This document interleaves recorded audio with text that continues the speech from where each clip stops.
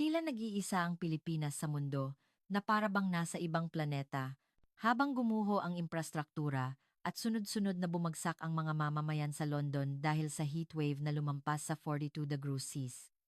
Isang init na kasing bagsik ng kamatayan, isang video ang dumating sa head office ng GMA Network, nagpasindak sa buong Europa.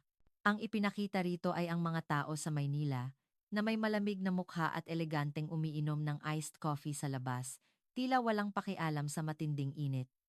Hindi ito maaaring mangyari sa iisang mundo. Galit na galit, nagmadaling lumipad ang veteranong mamamahayag ng BBC upang ibunyag ang kasinungalingan ng Pilipinas. Ngunit ang sumalubong sa kanyang pagbaba sa Ninoy Aquino International Airport, NAIA, ay isang nakakagulantang na lamig na hindi niya inasahan. Habang ang mga mauunlad na bansa ay natalo sa init, bakit nag-iisa ang Pilipinas na nagtagumpay? Sa likod nito, nakatago ang matibay na desisyon ng Pilipinas na protektahan ang pinakamagandang mamamayan sa mundo, isang aral na natutunan mula sa nakaraang trahedya.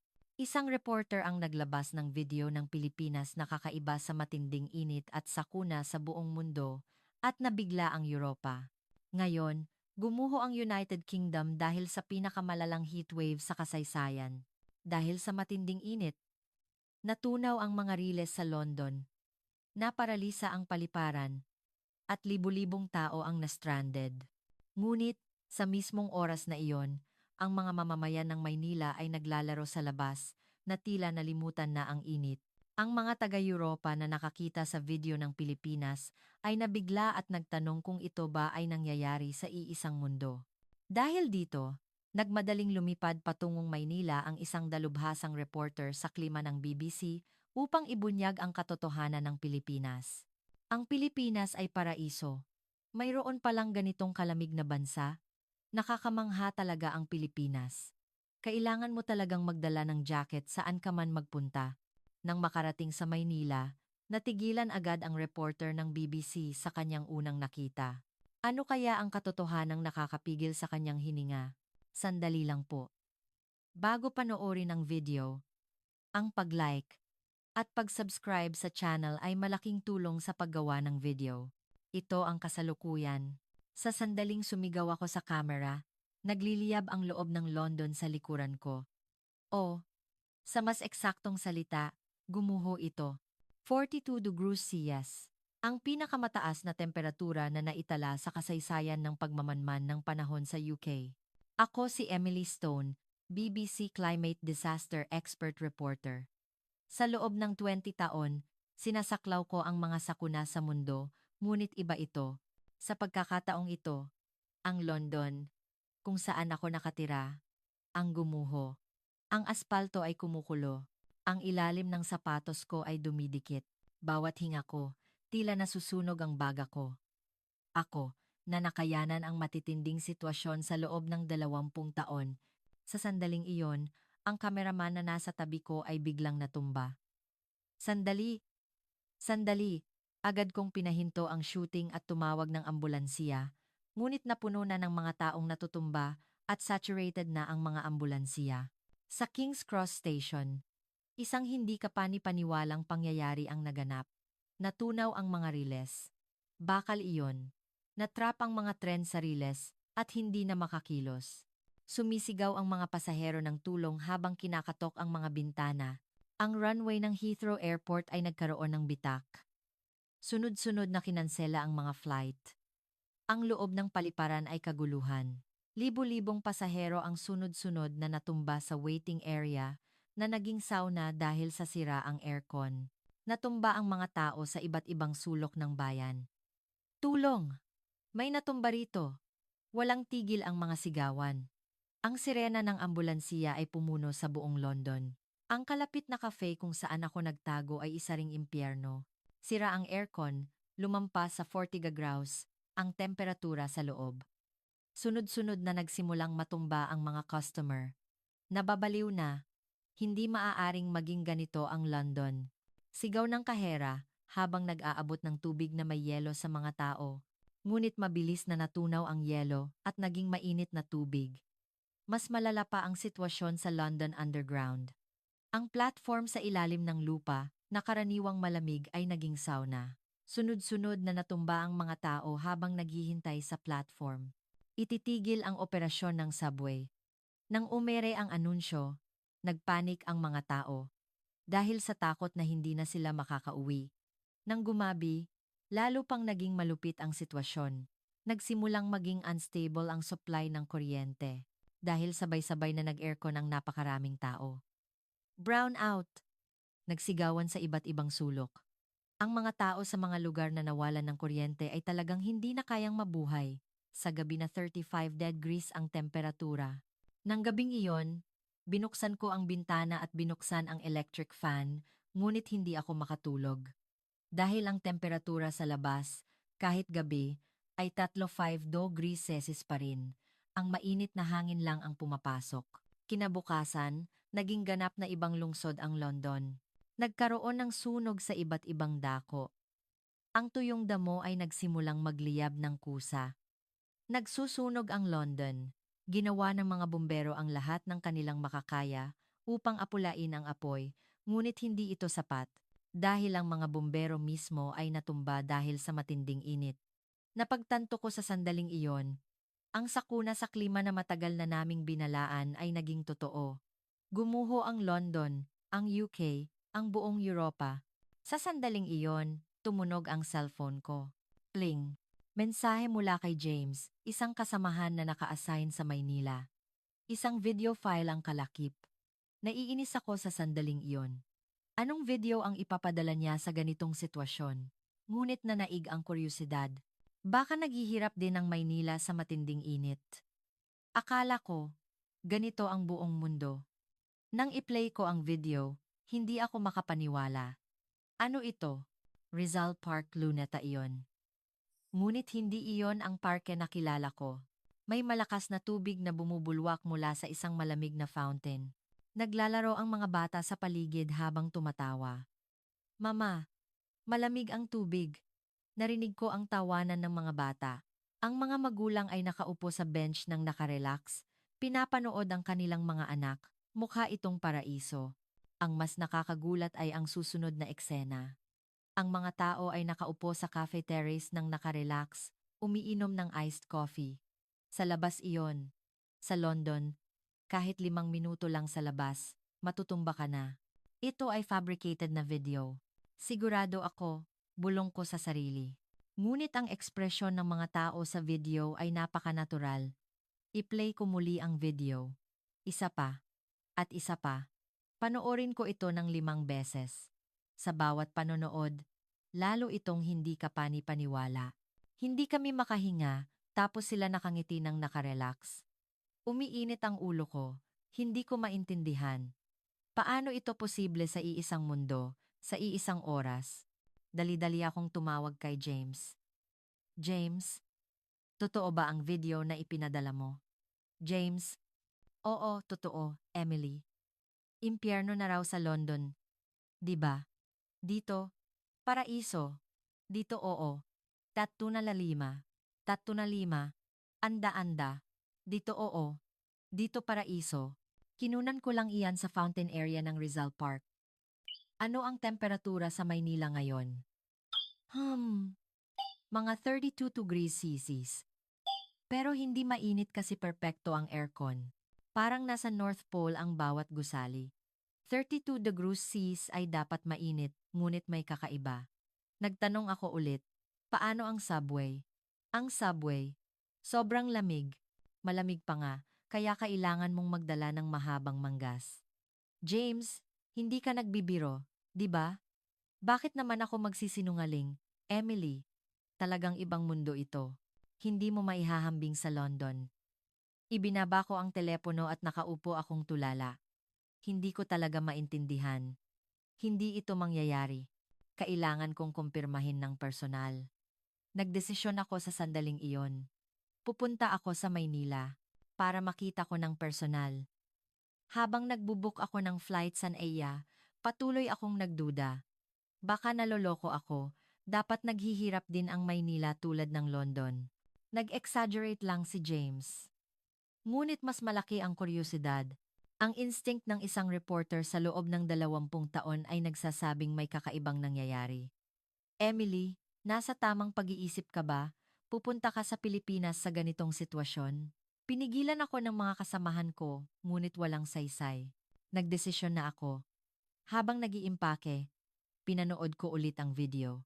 Ang malamig na fountain sa Rizal Park, ang tawanan ng mga bata, ang mga eleganteng tao sa cafe terrace. Posible ba talaga iyon? Pagdating sa NAIA, nabigla ako. Ha? Ano ito? Pagbukas ng pinto ng eroplano, isang malamig na hangin ang humampas sa mukha ko. Ganap na kaiba sa mainit na hangin ng London. Lalo akong nagulat nang pumasok ako sa terminal ng paliparan. Yelong lamig ng aircon. Hindi. Talagang parang yelo. Pagod ako mula sa 2 oras na flight, ngunit agad akong nagising.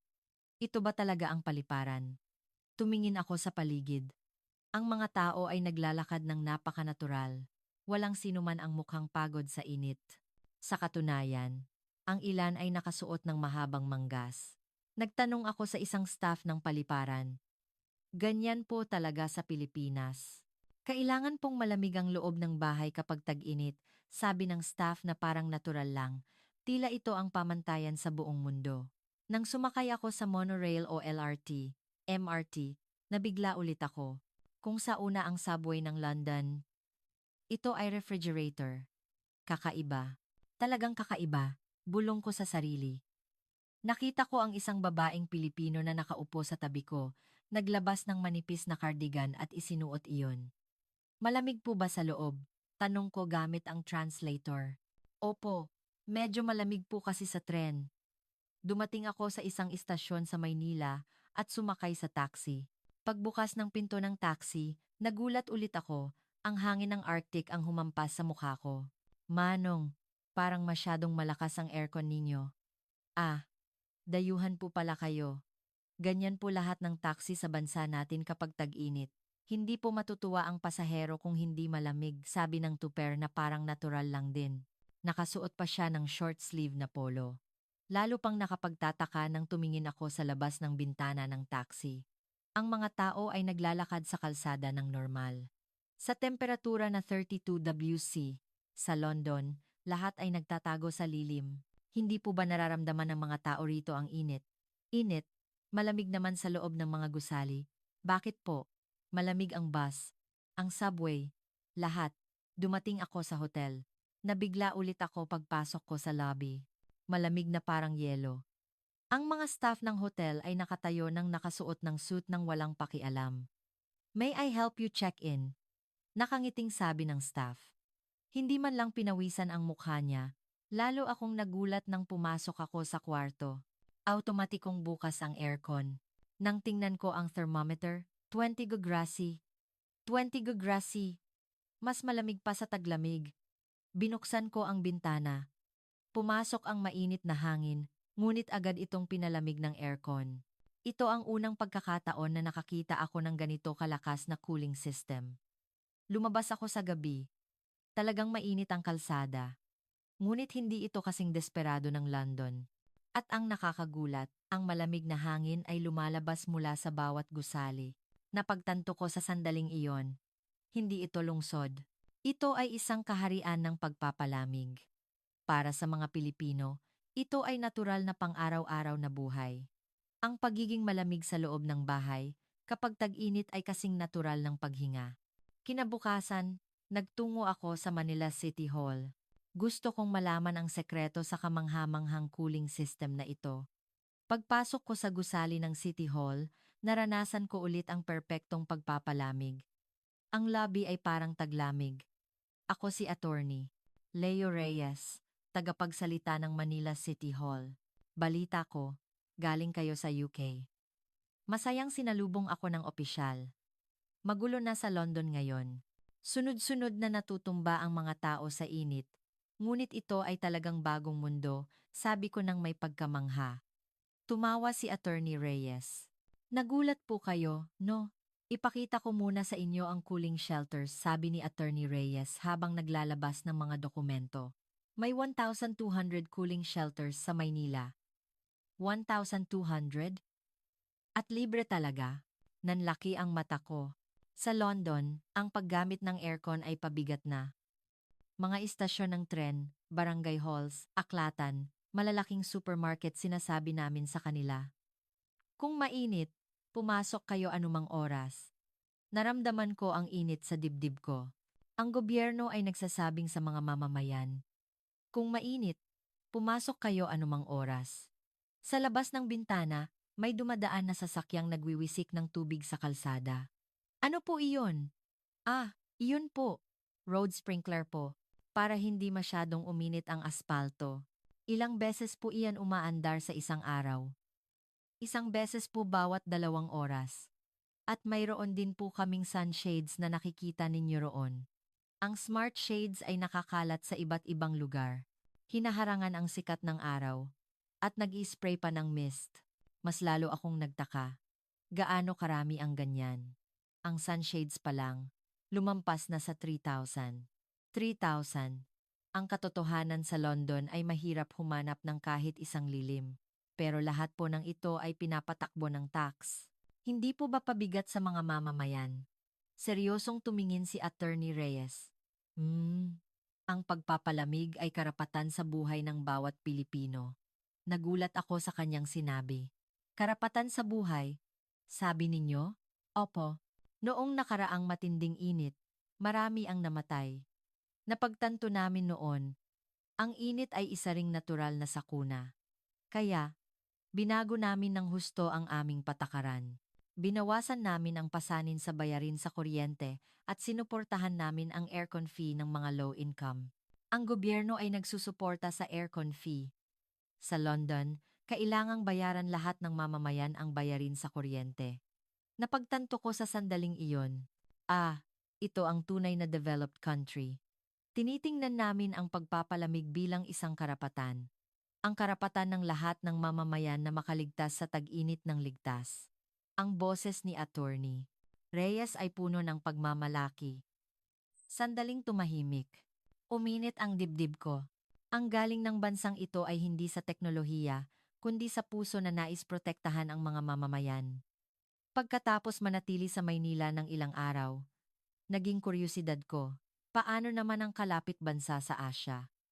Nagtanong ako kay James. Kailangan kong pumunta sa kalapit bansa para makapagkumpara. Emily, bakit pa? Ang ganda na rito sa Pilipinas. Ngunit ang instinct ng reporter ay agad na gumana. Hindi ako pwedeng umuwi na Pilipinas lang ang sinaklaw. Kaya, nang dumating ako sa international airport ng kalapit bansa, may kakaiba, ha? Bakit ang maalinsangan? Ang loob ng paliparan ay hindi kasing lamig ng Maynila. May aircon, ngunit maligamgam. Dali-dali akong nagtanong sa staff ng paliparan. Baka sira ang aircon? Hindi po. Gumagana po. Pinahahalagahan po kasi namin ang energy saving, kaya nakaset po sa 28 degrees. 28 degrees Celsius. 22 degrees Celsius. Sa Maynila, nagsimula na akong pawisan. Sumakay ako sa tren patungong Kabisera. Sa sandaling iyon, nagulat ako. Ano ito? Ang loob ng tren ay sobrang maalinsangan. May aircon, ngunit halos walang epekto. Ang lahat ng pasahero ay nagpapaypay. Nahihirapan akong huminga, kaya nagtanong ako sa katabi ko, sira ba ang aircon dito? Parang masyadong mainit. Dayuhan po pala kayo. Ganyan po talaga sa bansa namin. Kagandahang asal po kasi ang energy saving. Kagandahang asal ang energy saving. Habang naghihirap ang mga tao, bumaba ako sa istasyon ng sentro at ganoon din ang platform sa ilalim ng lupa. Maalinsangan at mahirap huminga. Namiss ko ang lamig ng subway sa Maynila. Nag-check-in ako sa hotel at pagpasok ko sa kwarto, agad kong nilakasan ang aircon. Ngunit hindi ito gaanong lumamig. Agad akong tumawag sa front desk ng hotel. Parang hindi po gumagana ng maayos ang aircon sa kwarto ko. Paumanhin. Pakitingnan po ang temperature setting. Dapat po ay 28 degrees iyan. 28 degrees yes. Hindi po ba pwedeng babaan pa? Masyadong mainit. Ang rekomendasyon po ng gobyerno ay 28 hours para po sa energy saving. Hindi ako makapaniwala. Ang gobyerno ay nakikialam maging sa temperatura ng aircon. Sa gabi, pumunta ako sa isang maliit na noodle shop. Pagbukas ko ng pinto, isang mainit na bugso ng hangin ang humampas sa mukha ko. Welcome po. Bati ng kahera ng masigla, ngunit basang-basa ng pawis ang mukha niya. Ang loob ng tindahan ay parang sauna. Baka po sira ang aircon dito. Masyadong mainit, hirap huminga, tanong ko nang nagmamadali sa kahera. Aircon po. Ah, fan lang po ang gamit namin. Masyado po kasing mahal ang kuryente. Isang fan lang sa kisame ang dahan-dahang umiikot. Iyon lang. Nag-order ako ng noodle, ngunit talagang hirap akong kumain. Dahil mainit na sabaw, tapos maalinsangan pa sa loob. Hindi ko kinaya. Patuloy siyang nagpupunas ng pawis gamit ang tuwalya. Kagandahang asal po kasi ang pagtitiis sa init.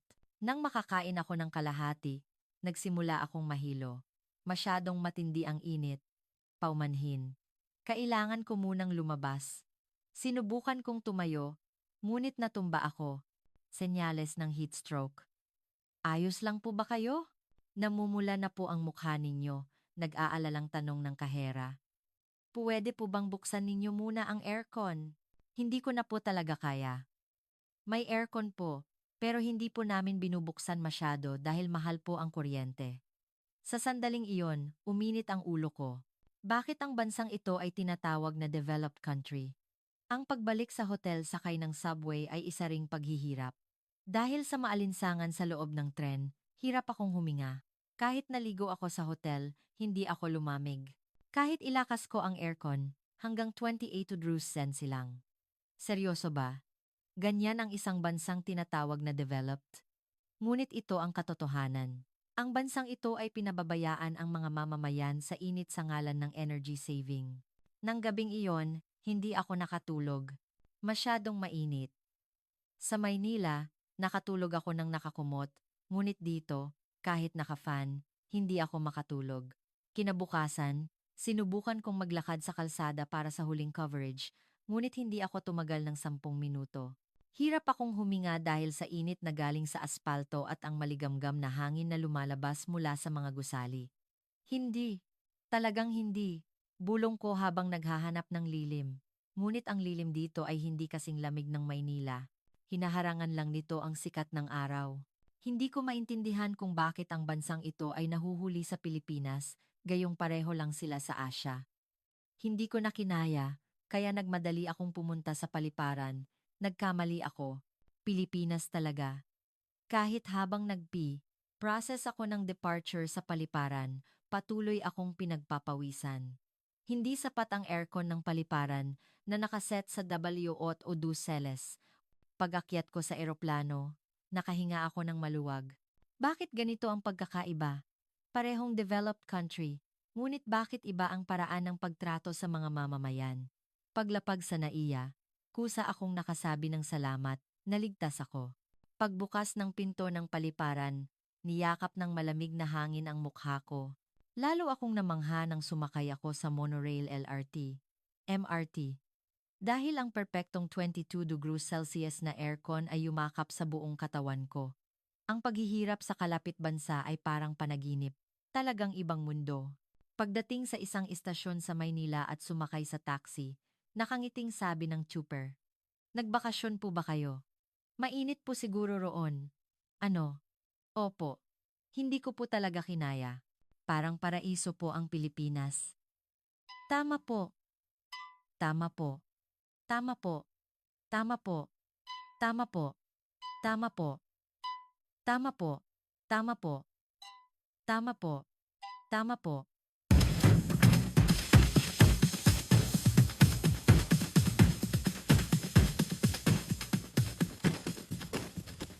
Ang Pilipinas ang pinakamahusay na lugar para magpalipas ng tag-init. Malamig po kasi kahit saan. Sa boses ng trooper na puno ng pagmamalaki, tumango ako ng kusa. Pagdating sa hotel, ang nakaka-relax na lamig ay yumakap sa buong katawan ko. Pilipinas talaga ang tama. Nang gabing iyon, habang natutulog ako ng nakakumot sa malamig na kwarto, napaisip ako. Hindi dahil iisang Asya ay pareho na. Malalim ang naging realization ko. Kinabukasan, sinimulan ko ang seryosong coverage. Dahil naranasan ko na ang pagkakaiba sa kalapit bansa, mas nakita ko ito ng mas tumpak. Maaga akong pumunta sa fountain area ng Rizal Park. Iyon ang lugar sa video na ipinadala ni James sa una. Talagang nakakamangha. Ang mga bata ay naglalaro sa tubig ng fountain habang tumatawa. Ang mga magulang ay nakaupo sa bench ng nakarelax, pinapanood ang kanilang mga anak. Isang tanawin na hindi mo maiisip sa London o sa bansang iyon. Kinausap ko ang isang ama. Ang ganda po at nakakapaglaro ang mga bata sa labas kahit tag-init. Opo, malamig po ang fountain. At ang subway at cafe ay nasa tabi lang. Kaya pwede kaming magtago sa malamig na lugar anumang oras. Naantig ako sa sinabi ng ama. Ito ang tunay na kalidad ng buhay. Sa hapon, nakipagkita ako sa isang energy policy expert. Si Prop. Santos, isang propesor ng energy engineering sa UP Diliman. Professor, ano po ang sekreto sa perpektong cooling system ng Pilipinas? Ang malaking heatwave noon ang naging turning point. Marami ang namatay sa init noon at nagkaroon ng national awakening, seryosong sabi ni Prop. Santos. Mula noon, nagsimula ang malaking reformation sa cooling system. Nagtulungan ang mga appliance manufacturers ng Pilipinas sa high-efficiency aircon technology. Ang mga kumpanya lang po ba ang nagsumikap? Hindi. Binago ng husto ng gobyerno ang electricity rate policy. Ang mga power companies ay inuuna ang kapakanan ng mamamayan kaysa sa kita. Paano po ito nagbago? Idineklara namin ang karapatan sa pagpapalamig bilang isang basic right. Tiningnan namin na ang lahat ng sektor ay may karapatang mabuhay ng walang alalahanin sa init. Ipinakita sa akin ni Prop. Santos ang data. Ngayon, ang aircon penetration rate ay 97%. Ito ang pinakamataas sa mundo. Kumpara po sa ibang bansa. Ang kalapit bansa ay nagpapahirap sa mga mamamayan sa init sa ngalan ng energy saving. Ganoon din sa Europa. Nang maalala ko ang naranasan ko sa London at sa kalapit bansa, sumikip ang dibdib ko. Iba ang pag-iisip namin. Kung umuunlad ang teknolohiya, kailangang komportable ang mga mamamayan. Ang galing na pilosopiya, high-efficiency AC technology, stable power supply, at reasonable electricity rate policy, nagtugma ang tatlong ito. Habang pinapakinggan ko ang paliwanag ni Prop. Santos, naantig ako. Noon ko napagtanto. Ang dahilan kung bakit ang bansang ito ay world-class ay hindi lang sa teknolohiya. Tama, mas mahalaga kung paano gagamitin ang teknolohiya. Itinuro ng propesor ang labas ng bintana. Ang lahat ng gusali na nakikita ninyo roon ay espasyo para sa mamamayan. Pinoprotektahan sila mula sa init. Hindi talaga nakalimutan ng bansang ito ang masakit na alaala at pinrotektahan ang lahat ng mamamayan. Iyan ang aming pagmamalaki. Napuno ang dibdib ko. Sa loob ng 20 taon ng pag-uulat sa sakuna, ngayon lang ako nakakita ng ganitong bansa. Isang bansa na naghanda ng perpektong countermeasure matapos dumaan sa sakuna. Nang gabing iyon, gumawa ako ng mahalagang desisyon. Humingi ako ng long-term stay sa GMA Network Headquarters. Editor-in-Chief, gusto ko pong mag-cover sa Pilipinas ng 2 buwan pa. Posible po ba? 2 buwan? Bakit? Ang Pilipinas ay ang hinaharap ng sangkatauhan. Kailangan itong maipahatid ng tama sa mga tao sa mundo. Kinabukasan, naghanda ako ng panghuling ulat sa harap ng fountain sa Rizal Park. Ito ang magiging pinakamakabuluhang broadcast sa aking 10 taon bilang BBC reporter. Ito po ang Rizal Park sa Maynila. Nag-ikot ang kamera. Sa likod ko, masayang naglalaro ang mga bata sa fountain. 3 linggo na ang nakalipas.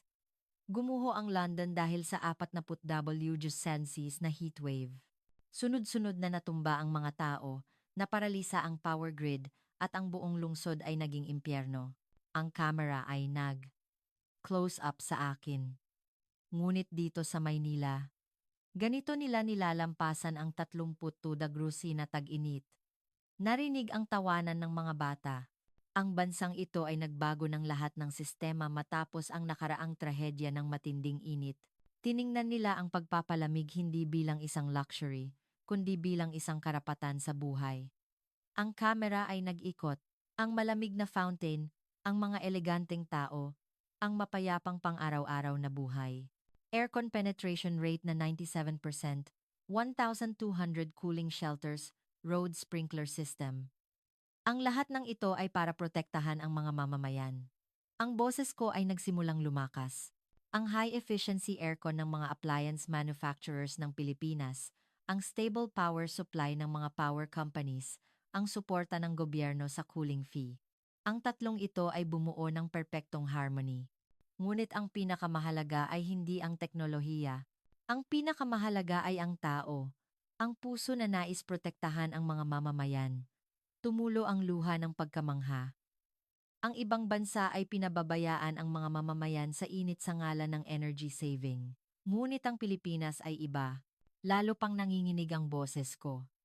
Ang Pilipinas ang huling destinasyon na dapat puntahan ng sangkatauhan.